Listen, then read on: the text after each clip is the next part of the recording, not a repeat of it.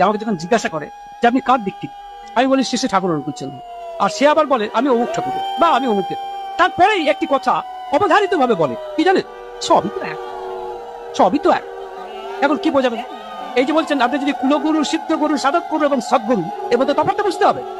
আপনি যদি একটু প্রাইমারি স্কুলের মাস্টারমশাই, সেকেন্ডারি স্কুলের মাস্টারমশাই এবং কলেজের মাস্টারমশাই এবং ইউনিভার্সিটির মাস্টারমশাই, সবাই তো আমাদের কাছে মাস্টারমশাই, তাদের কোনো সন্দেহ নেই। আমরা তো মাস্টারমশাই বলেই রাখি। কিন্তু যদি আপনি প্রাইমারি স্কুলের মাস্টারমশাইকে যদি ইউনিভার্সিটির মাস্টারমশাইয়ের সাথে এক বলে দেন, সবই এক, তাহলে তো মুশকিল।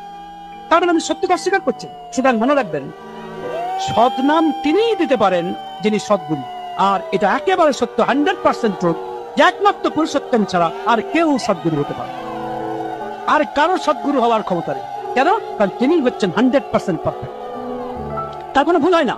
সুতরাং এই যে পরমাত্মা, তার সাকার রূপ হচ্ছেন পুরুষোত্তম। তিনি দয়া করে করুণা ঘন নর রূপে আমাদের কাছে আসেন। কেন? কারণ আমাদের দুঃখে দুঃখিত